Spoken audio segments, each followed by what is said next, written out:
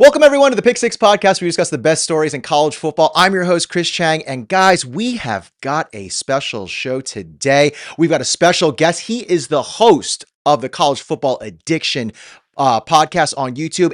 And he is also, guy does double duty. He is the host of the Double Fries No Slaw podcast that covers the FSU Seminoles. We have got TJ Pittenger here on the show. TJ, welcome. Thank you for joining us, my man. Yeah, thank you for having me. I'm super excited to do this. I do that. We just get to sit here and talk about college football. So no, I'm jacked. It's the best, man. This is like, and you're one of the people that kind of inspired me to do this.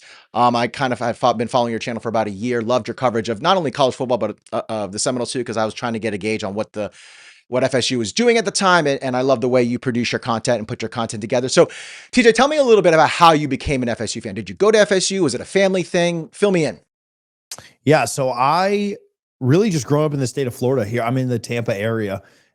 Everything is UF or Florida State. And most of it, to be fair, is UF around here. Like it is. I mean, I live an hour and 45 minutes from the swamp. I can get there super quick, compared to like Tallahassee or Miami. And everybody was just, everybody around was a Gator fan. And I wanted to be a little bit different. I love the colors. Like when you're little, when you're like 8 or 9 and you're picking a team, like my parents were not like massive college football fans by any means. We obviously like the Bucks being here in Tampa, but I liked the colors a lot. I thought the spear was really cool. Obviously we were Bucks fans. And so, I know there were guys from all three teams on the roster because, all three teams were really good at that time and put out good talent. But man, Derek Brooks and Work Dunn and Super Bowl MVP Dexter Jackson was on the team, and Greg Spires and Brad Johnson ended up being there a couple of years later. And so I was like, okay, well, I'll roll with Florida State. My aunt was a big FSU fan, so there was a little bit of influence there, but I liked the colors. And when you're 8 or 9, like that's kind of what you roll with. So I didn't end up going there. I went to Liberty University in Virginia, but just grew up a massive fan. And, through the good times and bad, have still continue to wear the garnet and gold. God bless you, man. That's what it's about. That's the fun of college football. It's like sometimes it's like our teams are winning, sometimes not so much. So we've got to talk about FSU and kind of what's going on. It's obviously not the best of times, probably not the worst of times, because that would probably be last year. Yeah. What's the temperature like right now in Tallahassee? What are you hearing from your viewers and your fans? I think there's a lot of frustration with how the season has gone. They've lost a lot of close games outside of Clemson. And I do think the Miami game is a little bit, misleading, because I do think Miami took their foot off the gas and didn't finish super well in that game. The game was never really that competitive. But at the end of the day, they've lost 4 one-score games. And so they have been close. But it's year 6 under Mike Norvell, and he's probably going to get to 6 or 7 wins this year because they played 2 more bad teams coming up. And I would be surprised if they got blown out in either one of them. Like they might lose both of them, but I think they'll be competitive games. Florida State doesn't typically get blown out. And even that Clemson game, I think they lost by 14. So it wasn't like, oh my gosh, you lost by 30 or something crazy. So they've been competitive. There's been a lot of improvement from last year, but there's still frustration that in year 6, you are 2 weeks left in November, you're fighting for a bowl game. And that's about all you'll get this year, right? Like at best they go 7-5. I don't really care about the results of bowl games because of opt-outs and, you might be matched up with like the 12th place Big 12 team. And so you're just like, who cares? Right. Like, so I think there's a lot of frustration. I do think that people are, I don't know if confused is the right word, but like this weekend you beat Virginia Tech and you beat them soundly. And 2 weeks ago or 3 weeks ago now, I guess, you beat Wake Forest and you beat them soundly. And so there is a sense of Florida State is doing a better job taking care of the opponents they need to. Like their losses, the Stanford one is kind of the head scratcher, but like Miami's a really good team. Virginia is an above average team that you lost in overtime to. Pitt is a good team that you lost by a touchdown to. And you did beat Alabama. So, if the Alabama and Stanford games cancel each other out, right, which they don't, but like if that's kind of what you expected, then, I mean, you're still sitting around the same spot. You're still sitting around 6-6, maybe 7-5 if they can win both these games on the road here. But I still think at the end of the day, there's frustration with, man, this is year 6 of a program. You should not be in a position to where you're just fighting for a bowl game. A lot of people will say, well, they're improved from last year. And because everything has to be like a comparison to me, I've said that's kind of like shooting yourself in the foot and then being happy you finished in fifth place in a race. Like, well, yeah, you finished in fifth place, but if you didn't shoot yourself in the foot, you might have finished in first or second. So I do think you get some credit for improving things, but it's not, going from 2 wins to 6 wins is not like, oh, wow, let's build you a statue at a place like Florida State, right? This isn't Stanford or Wake Forest or Syracuse. It's still FSU. So it's mostly frustration. It's mostly like a wait and see. Like what happens in the last 2 games? What happens with the administration going forward and Mike Norvell's job? And so I don't know. It's a weird spot to be in for sure. Do you think the majority, so like I kind of relate this kind of era of FSU's program to like what we went through with Al Golden, right? Like we kind of weren't sure about it. We were quickly figuring out who this person was. We saw who that person was. And then the fan base quickly turned on him. Do you think the fan base Yeah. has turned on Mike? Do you think the vast majority of fans want him out, or do you still think there's a remnant that is behind Mike and wants him to succeed? I think there is a remnant that's behind Mike, but they're not so much behind Mike as they are like that's our coach and that's who we're going to support. I think Al's best year at Miami was 9-3, and then I think they lost a bowl game. And so, I mean, we've seen, to be fair to Mike, I mean, we've seen him win 13 games. Now, that very much looks like the anomaly of his time at FSU. It doesn't look like even the year before when they won 10 games, Miami was one of them, but they won 5 straight games to finish that season against backup quarterbacks. Like some of that 10-win season, and I don't want to take it away from them. I don't want to, crap on something that was a 10-win season ultimately. Some of that was a little smoke and mirrors because the 3 good teams they played that year, Wake, NC State, and Clemson, they lost those games. And they did beat LSU to start the year. But then out of that, man, they played a ton of backup quarterbacks. It was nice to get to 10 wins with the bowl win. But I think that the 13-0 year was very much an anomaly. And what you're seeing from him otherwise is kind of just who he is. He's a 6 to 8 win coach. And every once in a while, you may have that like fall off the cliff moment, if the roster doesn't come together because he's so portal reliant. So I do think there is a small faction of the fan base that likes that he's a nice guy, likes that guys don't get in trouble, likes that he says all the right things, like that he does care, like he is organized. He tries to do things the right way, but like being a nice guy and trying to do things the right way does not win football games, right? Like, I mean, you ultimately have to perform. And so I think the people that do support him are more so just like, hey, he's our coach and I'm going to support him until he's gone. But I mean, they know in their heart of hearts, like there are not many people that are like, oh man, he really can build us into a championship caliber team. I don't think there's anybody that really exists like that. Or if they do, they're just kind of delusional, believing that, your logo wins you games, which ultimately it doesn't. So there are some people that are holding on hope, but they're pretty few and far between, I think. Where do you think he lost the fan base? Was it last year's 2-10 season? Was it losing to Stanford this year? Was it something before? Because I know you had mentioned, they'd realized, hey, like maybe this was smoke and mirrors with these 5 wins against backup quarterbacks. When do you think he kind of lost the rope? Yeah, I mean, I think it was mostly last year. They were, they were so high on last year's team, and he misevaluated he and his staff. Like, I know it's not just him doing it, but like he ultimately has to answer for it. He and the staff just, well, maybe even just a tad before that. I think he's an okay recruiter. I don't think he's a good recruiter. Like, I wouldn't give him that. Like, I think you or I could recruit Florida State to a top 20 class. Like, the logo doesn't win you games, but the logo is going to win you recruiting battles at times. And so, yeah, for sure. And so, I think a lot of people were out on him as a recruiter. I mean, after the 13-0 season, like, and they lost the bowl game to Georgia, but signing day happened before that. Like after the 13-0 season, they finished with like the 12th ranked class or something, which was behind Florida. And it's like, if you go 13-0 and you can't crack the top 10 and Florida's going under 500, like, dude, the writing is on the wall there. So I think a lot of people were like, well, he's never going to take us to that next level, but he does well in the portal. he develops fairly well. Like, we'll be fine in that situation. And then going 2-10 and Florida State being able to see, like, yeah, when you live and die by the portal, it can have great success. It can also be an absolute dumpster fire. They settled for DJ Uyunglele, which was a terrible decision. Their offensive line was really bad. He should have moved on from some coaches earlier than he did. And then obviously this year had to change his entire staff.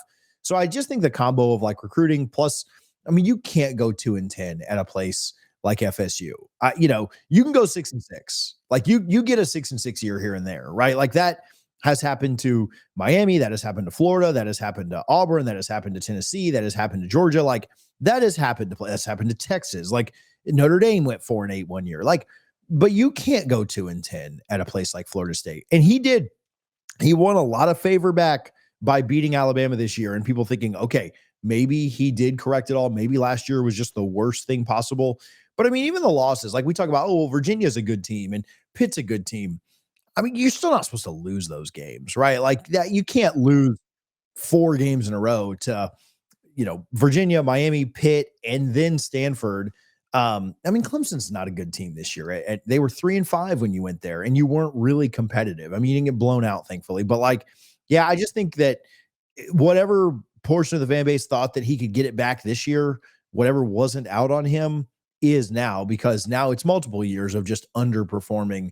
And again, a record at Florida State of 2-10 is just so far unimaginable that had they not signed him to the contract extension, it probably would have been a fireable offense. Like, I mean, yeah, like if, with as much talent as Miami has, like if Mario went 2-10 next year, I think they would fire him. I just think that would be like, I think that's just a fireable offense. I don't know if we would fire him, but there would be very, very direct conversations made. Yeah, like it just, but like with his extension and with everything going on, like, I mean, I understand the situation they were in, but like that's just, you can't do that at a top 12 to 15 program all time. Like this, again, this isn't Rutgers. This isn't Syracuse where you can get away with, oh, well, it's a rebuilding year. Like, no, your logo alone should be beating Stanford. Like, and the difference in talent.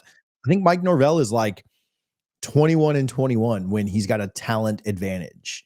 That's insane. Like when you like based on the 247 total team composite, which I'm not going to pretend like is a perfect metric, but it's like playing the NCAA video game, right? When you're a 91 and the other team's at 73, like you should win that like 90% of the time. And for Florida State, he's been 500 in those games, and that's just not good enough. Yeah. And so do you think, I know Alfred had released that memo earlier this season saying they're going to reevaluate at the end of the season. Do you think that's a true statement? Like they're just going to reevaluate and there's a chance of keeping him? Or do you think that was them maybe kicking the can down the road because of finances or whatever reason? Where do you think they go with Mike at the end of the season?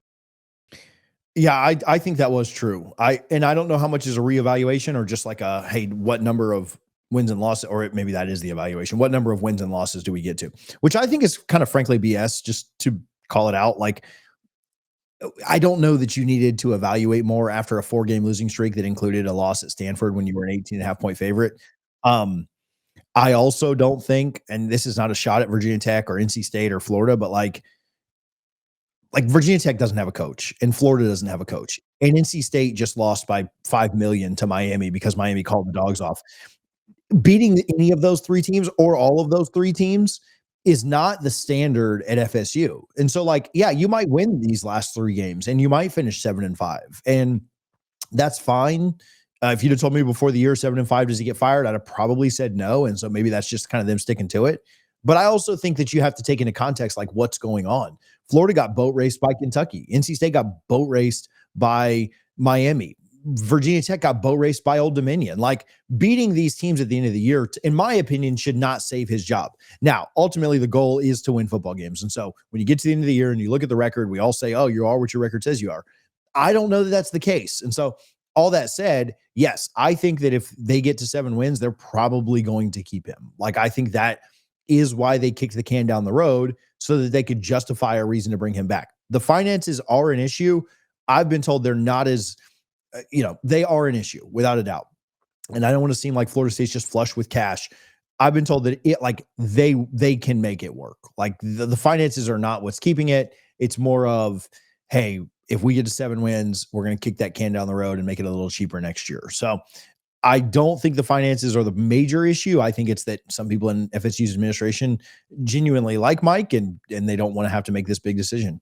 Yeah, I think it's hard to fire someone that you like and you get along with on a personal level and who isn't Yeah. completely, screwing up to normal standards, not to FSU standards. But I would say I was making this comment on one of our episodes a few weeks ago, and I was saying I think the other predicament that FSU has is it's who else is available, right? Because it's going to Yeah. cost you roughly $100 million, maybe, to get rid of Norvell and staff, and then bring in a completely new staff. What if that doesn't work? Do you think that is playing in the question right now of what to do? Is, hey, like, what else is out there, and can we technically do better? Yeah, a little bit. Yeah. I mean, obviously James Franklin just goes to Virginia Tech, and he was available, though your job wasn't open. I was told that Florida State's administration, and I don't know about like the higher levels, but I don't think Florida State's athletic department loved the idea of James Franklin, and that's why they didn't pursue there or get rid of Mike and then pursue. So I mean, like, he was available, but you're right. Like, you're not going to go get Lane Kiffin. I don't think you could pull Lincoln Riley. I don't think you can get, I mean, who else's name is mentioned? Like, I don't think you could get Marcus Freeman from Notre Dame. Like, I don't think those guys are leaving to come to a program that is struggling. I mean, those programs are probably going to go 10-2, 9-3 at worst at USC. Like, are you pulling somebody from USC or Notre Dame? Probably not. And so I do think there's a factor of like, well, and whether I agree with this or not, well, I'll just say I don't agree with this. There's the question of like, who will you get that you know is going to be better? Well, sometimes you don't know that it's going to be better, and sometimes you have to take a risk, right? Like if your roof is leaking and the company you want to come fix it isn't able to come fix it, do you just let it keep leaking, or do you say, we'll take the second best company to come fix it? And so, yeah, like I do think, but I do think that's some of the way they're thinking. Like, hey, if we got to go get Alex Golish, we don't know that Alex Golish is going to work out. That's true. You don't know if he's going to work out. And I'm not at all implying that that's the coach that I want. But yeah, you don't know that Alex Golish is going to work out. But I know what's not going to work out is leaving my roof leaky, right? Like, so I think fans are in a spot where they're like, yeah, the next guy might be worse than Mike. He might, but you got to take a chance. Like, we know that Mike's not the guy. Let's start the rebuild now and let's move on. But yeah, I think that's a great point by you. Like, they are somewhat worried about like, well, the next guy could be worse. He might be. And that's how coaching works. Like, you know, when Al Golden was hired, they didn't think he'd be worse than a lot, but like sometimes you got to take a risk. Sometimes you got to, they didn't think Napier could be worse than Mullen, and he was. Like that's just how sometimes you get it wrong. And so that doesn't mean you shouldn't correct a problem or try to correct a problem when you're there. But yeah, I think you're spot on. I think they are worried about like who could we really get. And so who would be your ideal candidate? Like if like obviously I'm not saying you have to pick someone, but if there is maybe someone in your mind that you have, or is there a archetype? Is there like a type of person you're looking for? Like we want an offensive minded guy, a defensive minded, a CEO style head coach. What would be your ideal candidate or who? Yeah, I like the CEO model in college football now. I don't like a guy to be so entrenched in like, man, you got to be the offensive guy. I think that has helped Florida State a lot this year is Gus being able to take over the offense and Mike being able to go much more bigger approach. And I do think that's part of the reason for improvement. I think that with NIL and the portal and the calendar, like how it's shaped now, I would prefer more of a CEO type. That doesn't mean that somebody like Lane Kiffin can't be successful, right? Like he obviously is still doing things with the offense and does a really good job there. I just think those guys are kind of few and far between. And with everything else going on in college football, I would prefer that. I really like, I don't think Florida State should shy away from going the coordinator route. Like I really like Glenn Schumann at Georgia. I think that their defense has been really impressive. He's worked in the SEC. He worked under Saban and now under Smart. Those are two of the best coaches we've seen in the last 20 years. Like I think that, there's nothing that says he is absolutely going to be the next coordinator prodigy like Lanning or something like that. But when you look at some of the best coaches in football today, when you look at Lanning, when you look at Sark, when you look at Kirby, when you look at Ryan Day, like they did start out as coordinators. And so to me, that feels a little bit safer. He's a really good recruiter. He's recruited under the best recruiter in college football right now in Kirby Smart. He comes from an SEC program, so he knows what big boy football is. Like he's a name that intrigues me an absolute ton. I've got no sources on this. I have no idea if that's a name that Florida State would even entertain, but he's somebody that interests me. I think there are intriguing group of 5 candidates. I think John Summerall is at the top of that list, but that feels like an SEC or Auburn deal from the day go. So I'd be pretty surprised if they were able to pull him with his ties to the state of Alabama. I think there are intriguing but less exciting candidates, even like in the ACC and the Big 12. Manny Diaz is an alum. I don't think the fan base would be in love with that, but I think he's done a solid enough job. Understanding, again, he was with Franklin there at Penn State, and then he did a good job with Duke last year, and they're okay this year. Had them kind of in ACC contention until mid-November. So I don't think he'd be the worst thing. I think Fran Brown is an intriguing one with, again, worked under Kirby Smart, worked at Georgia, good recruiter. But I don't think any of those guys are going to like light the world on fire and win the press conference. But I mean, winning the press conference really isn't that important, right? Like, it's about winning football games. So I have mixed thoughts on a lot of them, but those are, I guess, varying levels of excitement. Like, I would not be thrilled about Manny Diaz. I would not be thrilled about Alex Golish at USF. Could they work out? Sure. I mean, you never know, like, kind of how a coach is going to work or not work. When Kirby took over for Mark Richt, I don't think anybody was saying like, oh, this is for sure going to work. And even his first year was a struggle. But Glenn Schumann, if I could hire somebody tomorrow, it'd be Lane, but realistically, if I could hire somebody tomorrow, it would probably be Glenn Schumann, the defensive coordinator at UGA. Yeah, I think the defensive route is always, it's always a safe bet because defenses travel, they win you championships. It's what it is, what it is, and we've seen that over the last 20 years. But I agree with you, man. I think the CEO route is the way to go, just because you also have to look at it like this. You've got so many different tendrils and silos of things that you have to keep an eye on, whether it's NIL, recruiting, and then on top of that, you're now having to recruit your coordinators Yeah. because your coordinators are up and leaving all the time. It's like, listen, you got to be able to get these good guys in here, spot talent, not just that it's going to be on the field, but that's going to be coaching those players on the field. Because like, I'm a firm believer, like, take for example, what's his name? Brian Hartline in Ohio. Yeah. Kids go there for him. Like, Columbus, I'm not sure if you've ever been. It's terrible. There's nothing.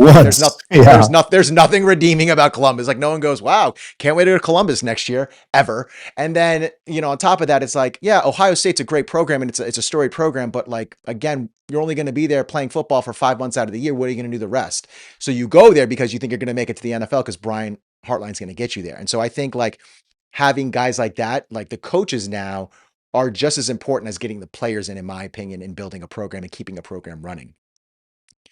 So I actually wanted to ask you, the other big thing with FSU right now is, I know they had settled it this season, but talking about leaving the SEC and conference realignment. Are you still getting a gist from the people that you talk to, from your viewers, that, yeah, that's still the goal, is to get out of the ACC? Or are you thinking now with the revenue distribution that we've done, the reshaking of it, that maybe we can stay here a little bit because maybe we can start stacking the deck a little bit in our favor in the next coming years? Yeah, I think a little very political answer here. So as we go into political season next year, a little bit of both. There is a little bit of, okay, we can make it work. And I think the view from Florida State is we won't be as far behind as we were going to be, right? You're talking about like a 25 to $30 million gap with the Power 2. And that is mitigated some. Like, Miami has the best viewership in the conference right now. Florida State is second. Those two programs are going to make more than everybody else in the conference.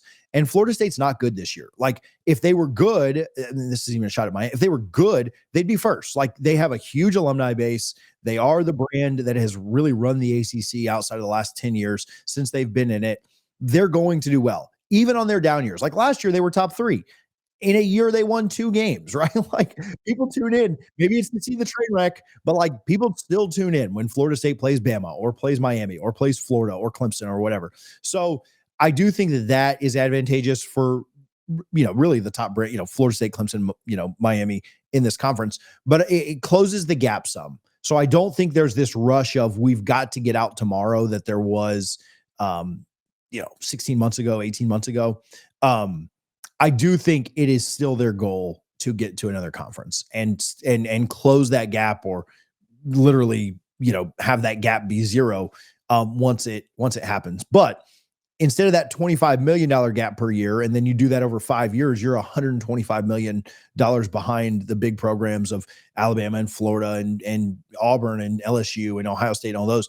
Now it's like 10 million a year, which is still a considerable gap, but it's not near, after 5 years, that's 5 years of that's 50 million, right? And so if I still think they want to get out, and that is very much a goal, and I still look at that 2030 timeline as probably when things happen, but we're in a better spot today than we were, 18 months ago. And so it's not like panic, how do we get out for 2027 or like that. I think it bought you some time.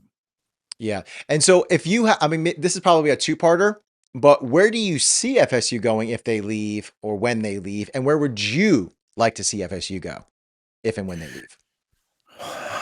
If it happened today, I would think it's the Big Ten. I think academically, Florida State is trying to put themselves in a position to not just be an athletic school, like not just be, I'm not trying to take shots at any schools here, but not just be UGA or Bama or whatever. That's just like, and I'm not saying that they don't care about the academics. They certainly have improved. But like, let's call it what it is. Like football runs those places. And I think Florida State doesn't want that reputation of just like, hey, we're the football team that plays 6 Saturdays or 7 Saturdays here a year. I think they want to be more than that. So their administration from a school perspective, not necessarily the athletic department, from a school perspective, I very much think they want to be an elite academic university. They're a top 20 public university in the country right now. They're very proud of that. They're acquiring a hospital as we speak. Like, I don't know if that deal is finalized or not, but like it's been announced and everything. I think they want to be in the Big Ten for that reason. I think the Big Ten's a little bit more money, though, when all these TV deals get renegotiated, in the early 2030s, maybe they won't be. And I think right now the Big Ten wants them more. Like, I think that the Big Ten wants to get down into the Florida region. They're kind of coast to coast right now, but they don't have the Southeast. And I think Florida State's a brand that would help them accomplish that and bring, a crap ton of eyeballs, a few good rivalries. Like, you could rekindle that old Penn State rivalry, and, stuff against Michigan, Ohio State, USC would do really, really well. So if it happened today, I think it would be the Big Ten. And that may be what happens in 2030 as well. Me personally, and I hate all the SEC like fanboys and, I hate all of that side. Um, dude, it does.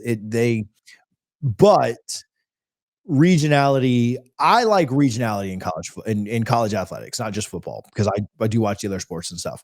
And so I think the SEC is more of a natural fit. Listen, I am happy that Florida State is a top 20 public university.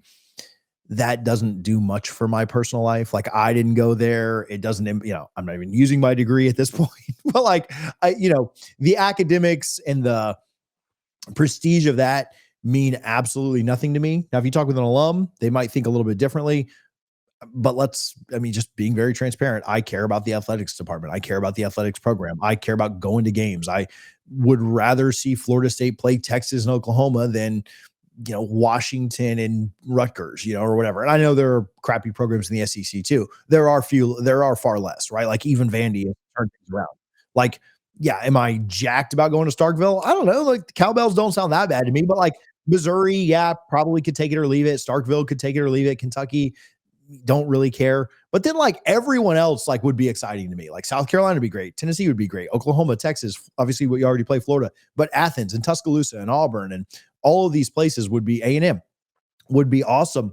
And I think that would be better for fans. I think it'd be better for the other programs. Like, Florida State's got a really good baseball team, and they are trying to make a comeback with basketball, hiring Luke Laux, and their softball team goes to the Women's College World Series like every other year.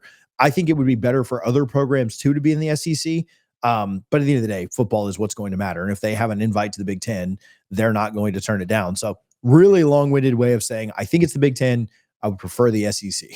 Yeah, I would prefer. I mean, if was leaving, I would prefer the SEC for the exact reasons that you spot. I also will hint on and focus on the nature of scheduling and Mm-hmm. getting ratings. And when you think of, okay, is anyone going to watch Wisconsin, Miami? I mean, no, my brother went to Wisconsin, so no shot at my brother, but no one cares about that, right? Wisconsin's down. Maybe Yeah. Wisconsin 10 years ago, but no one cares about that. Iowa, no one cares about Iowa, Miami, or Iowa FSU, for example. But now if you get Auburn Auburn Yeah. sounds like a much more attractive, matchup.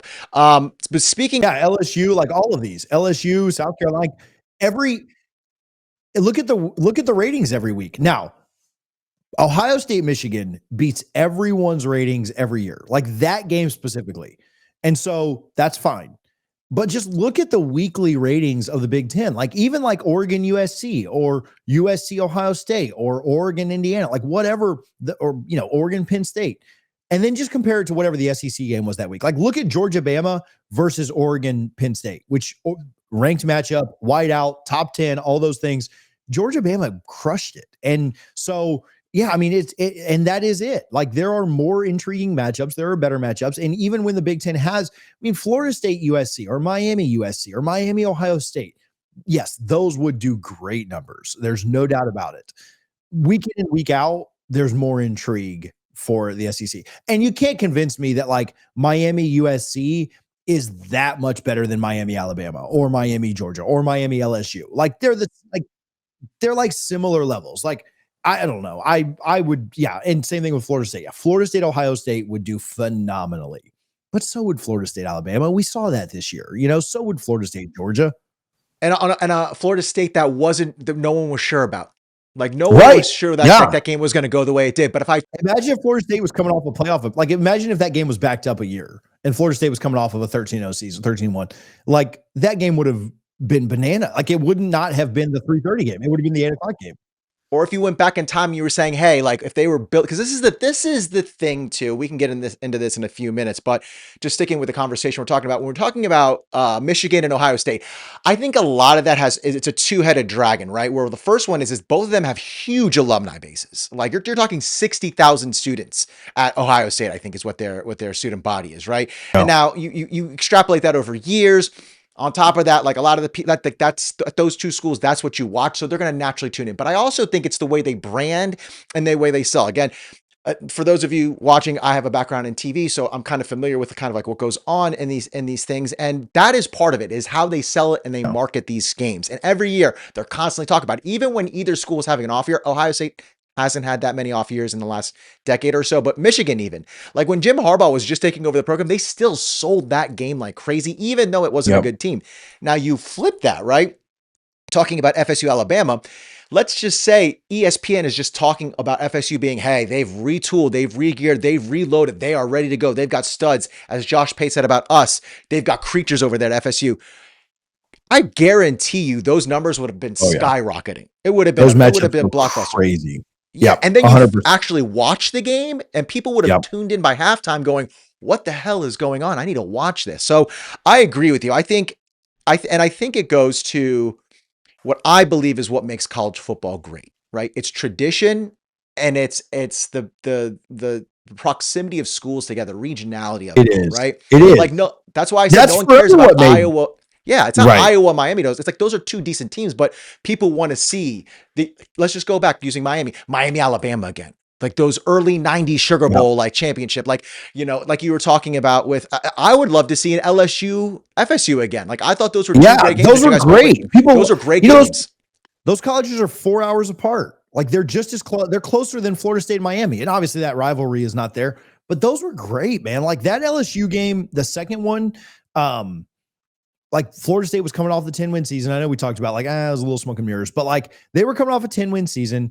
LSU was coming off a 9-win season. They had the Heisman hopeful, the eventual Heisman winner. There were so many storylines. Can Brian Kelly get revenge? Can they finally, like the numbers for that were, it was on Sunday night. That game, the numbers for that were like 12 million. Like they were berserk. And so, man, it finished as a top 10 game of the year and as a season opener. And so from a numbers perspective, and that would happen over and over and over again because you would get that kind of stuff. It would be FSU Auburn, or it would be FSU Tennessee, or FSU Georgia, or just whomever. Like, it would make so much sense.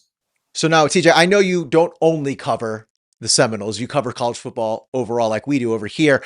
Let's like zoom out a little bit and talk, because we're on the topic of conference realignment. So I'm not sure if you're following, because I know, and I'm not meaning this in a digging way, but the ACC race that's going on right now, I'm kind of a firm believer right now that this is kind of a consequence of when these leagues get too big, right? Because you're not having the quality teams play the quality teams all the time. There's people missing on people's schedule. What do you think? What do you think is the future of realignment? Where do you see it going? Is this sustainable? Because you now have, like we just had last week. I mean, granted, Virginia took care of business, but had Duke won out, you could have Yeah. had a 4-loss team going, possibly playing to get into the playoffs. Yeah, I think the balance of scheduling has been the hardest thing with realignment, like you just mentioned. I mean, out of conference, I mean, Duke actually did play Illinois and did play Tulane, which they lost both those games. Shoot, they even lost the UConn game out of conference. And so it's just, but they, you know, who Duke doesn't play? They don't play Miami and they don't play FSU. And they did play Clemson. I will give them that, but Clemson's having a bad year. And so you catch them. Same thing with SMU last year. SMU didn't have to play Miami and they didn't have to play Clemson, and they got the worst Florida State team of my lifetime on their schedule. And so they got kind of fortunate that they got a good draw, and that's how they went to Charlotte. Right now they competed and they were right there at the end. So I'm not trying to take anything away from their season, but when you don't have a balanced schedule and everybody's not playing everybody, that is the one thing about the SEC. Like Georgia has played Texas and Alabama this year, and Alabama has played Georgia and Oklahoma this year, and Texas plays A&M and Georgia. Like they at least all play each other, and that But conference. wait, because I actually wanted to bring this up. But A&M has not played Anybody Georgia yet. or Bama. Exactly. So this is what I'm saying. Right. Like, They get the Texas game. You know, they have not played one team that has a winning record in the SEC yet. And so everybody's crowning them. And then you saw what happened in that first half against South Carolina. Maybe A&M's not quite as good now. They go out and beat Texas and then they win the SEC. Like, yeah, I'll give them their flowers. But yeah, I mean, that is a problem. I mean, look at the Big Ten. It's every conference. I mean, the Big 12 I was just going to say the same thing. Ohio State, who have they played? Right. Ohio State hasn't played anybody. Indiana did play Penn State and Oregon, which we thought those were going to be really good teams. And they took care of, no, I'm sorry. Indiana did not play Penn State yet. Indiana only played Oregon, right? Oregon played two tough teams with Indiana and Penn State.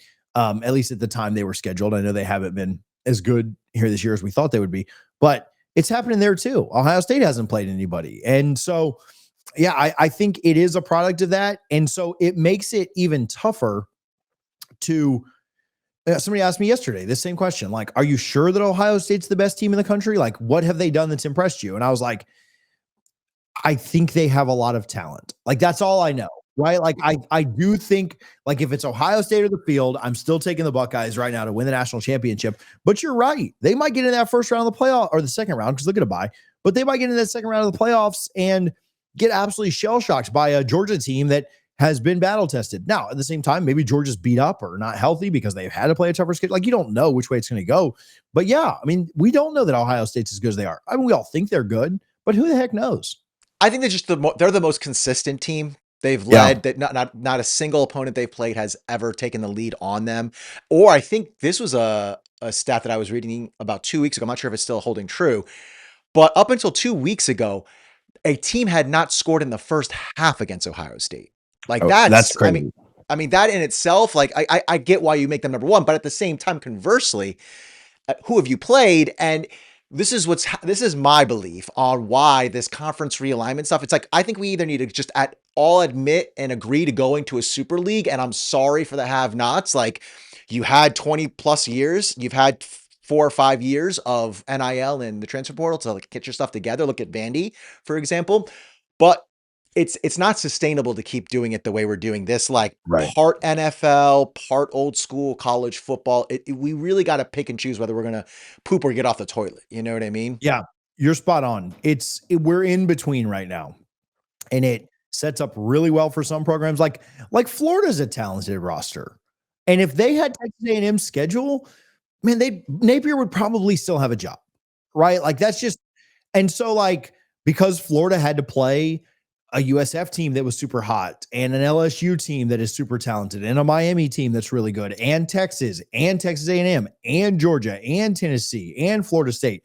Like, we're talking about like 8 of the top 20 recruiting classes, like in the last 10 years, like really talented, not even the last 10 years. Like, you just talk about like the last 3 years, they've had to play like a murderer's row, whereas Missouri or Texas A&M just haven't. And so they're safe. They're good to go.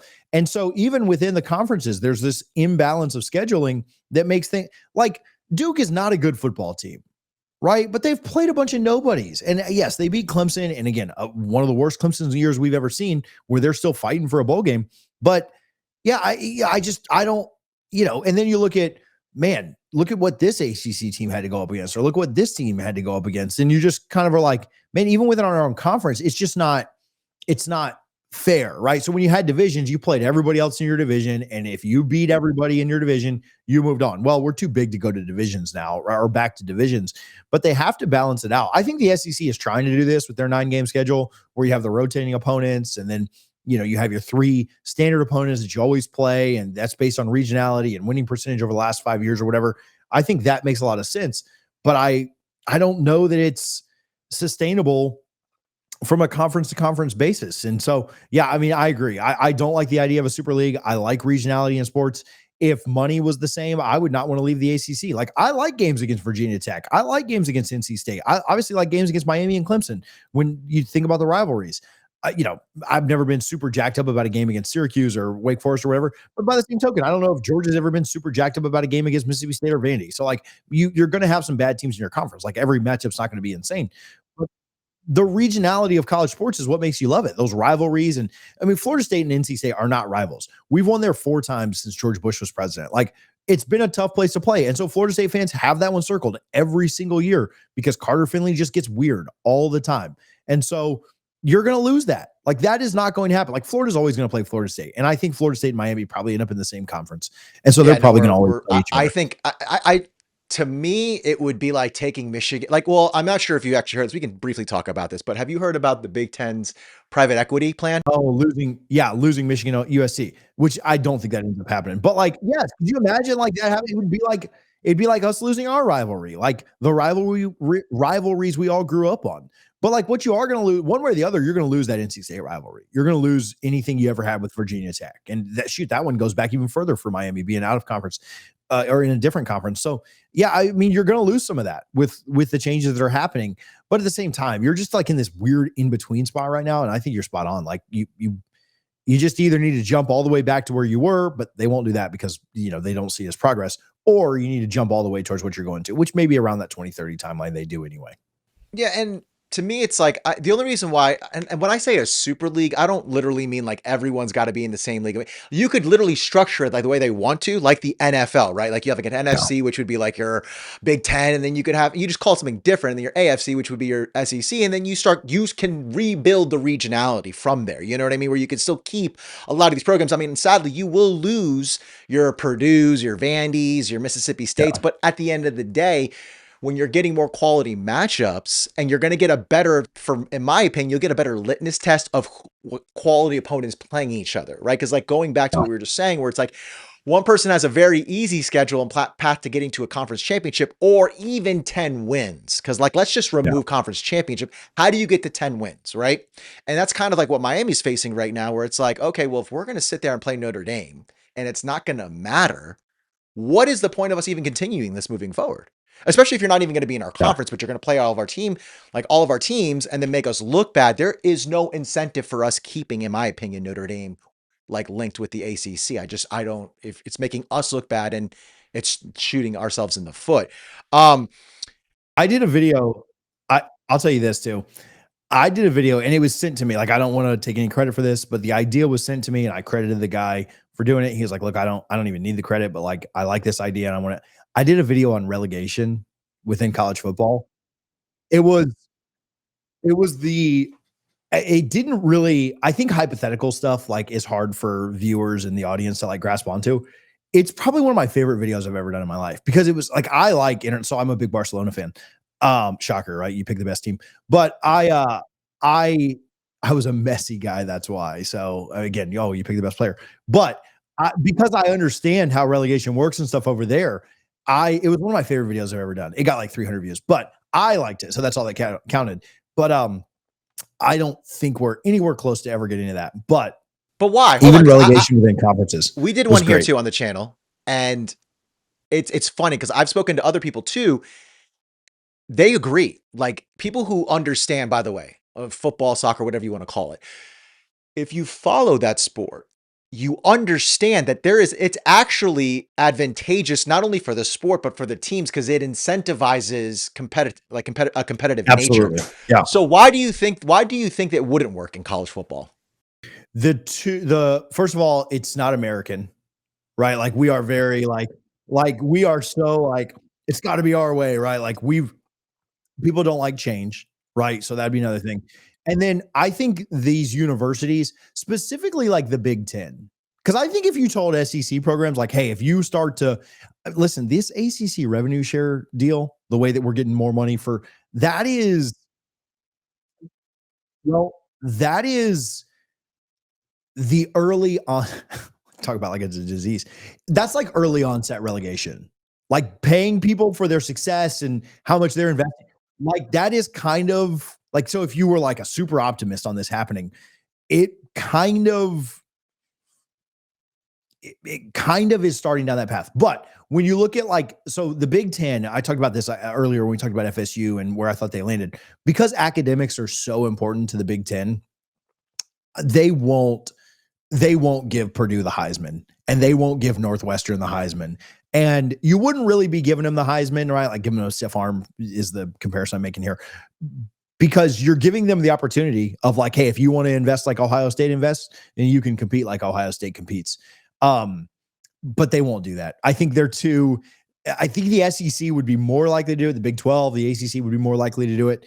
But I don't think the Big 10 would ever do it because of that reason. But it's a hell of an idea. They should absolutely do it. If you want to compete at the highest level, then compete at the highest level. If you're happy just getting, like there are some programs in like, or clubs in like the Division II, the Primera second division of La Liga or the EPL or whatever that know that they will never compete and get into that top league. And they're comfortable with that. Their budgets reflect that. The amount of money that their owners have to spend reflect that. They know they're never going to be Manchester United. Well, let's be fair. Purdue knows they're never going to be Ohio State or Auburn or Alabama or LSU or Notre Dame. And so because of that, there's kind of already a class system anyway within college athletics. Let's just go ahead and actually cement that in. So yeah, no, I'm all about it. I know that's taking us down a rabbit hole, but I'm 1,000% for it. I'm gonna watch your video when we get off here. I love this stuff. And I'm actually going to like tease something right now. I was like, you know what would be even cooler too? And this is how you sell this to these Purdues and these Vandys and things like that. You go, listen, we will guarantee you're not going to make as much money. So let's say they're making, let's just give a round number, $10 million. I know it's not that guy, so don't freak out. You give them, they're getting making 10 million now. You go, okay, listen, we're gonna relegate you to another league, right? But here's the thing. We're not going to force you to compete with us during the fall years. We're going to take your league and move it to the spring, right? So you have all eyes on you. So once the Division One or whatever the hell we want to call it, the Champions League ends, we can quickly segue to you. We'll even pitch it to you. We'll brand it. We'll do everything. You'll be like the spring league. And guess what? We can guarantee you this amount of money. So all your other sports will stay in contact. We can promise you some regionality again, because again, you're not going to be competing with the big boys anymore. So you can have those things. And then guess what? You can have your own trophy. And we can brand you. And again, yes, you won't be making $10 million, but $8 million is better than irrelevancy, in my opinion. Yeah, You know what I 100%. mean? Yeah. And so I I like it. think that's the future of what kind of where I would like to see college football go. But there is one thing I do also want to get your perspective on. And we're seeing it this week in the CFPs, and we'll see it tonight in the rankings.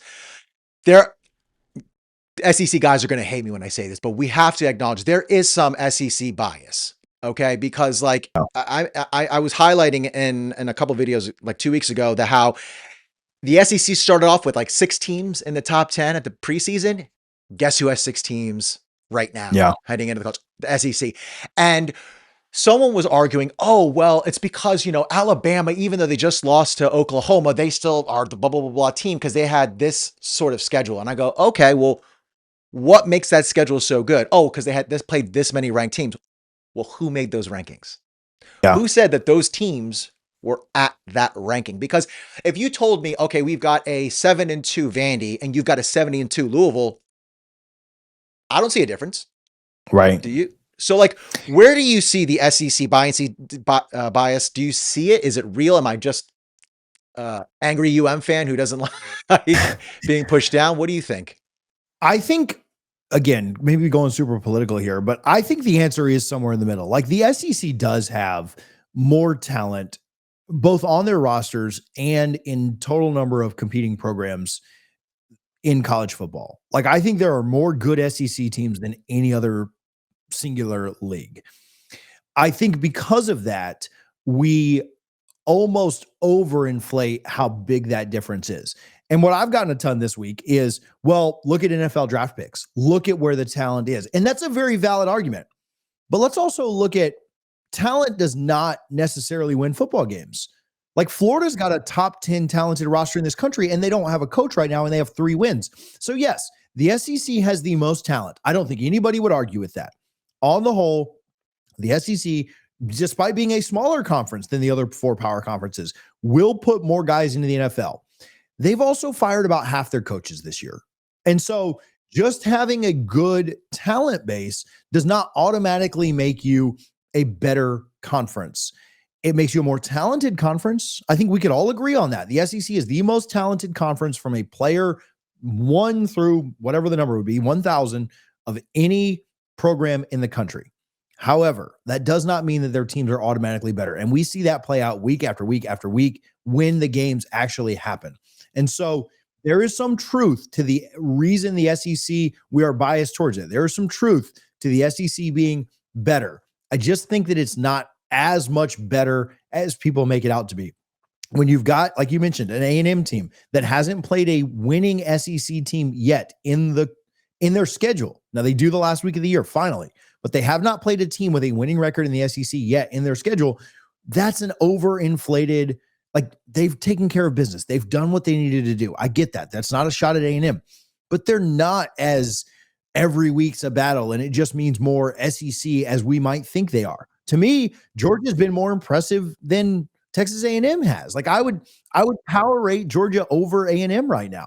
And so I think we get a little too caught up in the star rankings, which do matter. I'm not an anti-stars guy, but we get a little too caught up in the fact that, like, yeah, they've got a lot of talent, but they've also fired half their coaches. And so talent alone doesn't win games. The SEC is very top heavy. Now, again, they have more teams that are good at the top, but then they also have a lot of patsies when you look at Kentucky and Florida and Mississippi State and some of these other programs that are just automatic wins for programs that are at the top. And so, yes, the Big Ten's top heavy too. The ACC's top heavy too. The Big 12 is probably the least top heavy conference, though I do think Texas Tech and BYU are really good. Their bottom dwellers just aren't maybe as bad as the Mississippi States and other programs in the, you know, the Syracuses and Wakes of the world. Well, Wake's having a good year, but Stanford and Cal and stuff like that. So I don't know. I think there's some truth to why the SEC is better, but it's just not as much as, you know, we want to give them credit for. Yeah, I would agree with everything you just said. Now, before I let you go, TJ, I just want to kind of get your. We had kind of alluded to it earlier. Who's your favorite to win the championship this year? So I think I would still take Ohio State versus the field. Maybe that's just belief in the way that they finished last year and the fact that they can flip a switch. I also really like the way that Julian Sain is playing right now. They are relatively healthy. A lot of that being because they haven't had to play an incredibly difficult schedule. They've had guys out in the second half and at halftime a lot. And so I think I would still take Ohio State. And I don't want to be so much of a prisoner of the moment, but man, Georgia has looked different these last 2 weeks against Mississippi State and then against Texas, who again is very talented. Texas had everything to play for being in the college football playoff had they won against Georgia.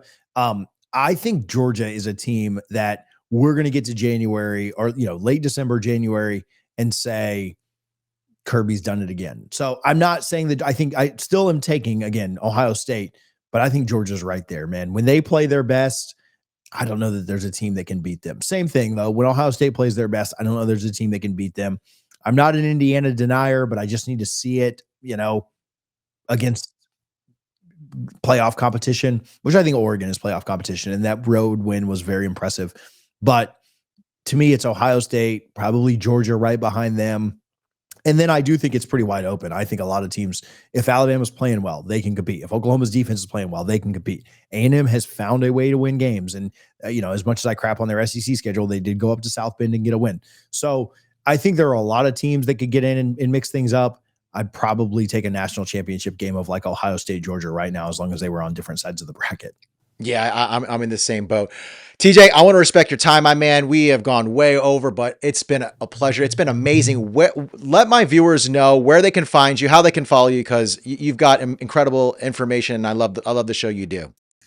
Yeah, College Football Addiction on YouTube. I try to remain pretty unbiased over there. If you want more biased homer takes, Double Fries No Slaw does really well with the FSU. Although I've been really negative and hating on them. So maybe the Miami fans will like to come watch me, or just really anybody that wants to see me be miserable.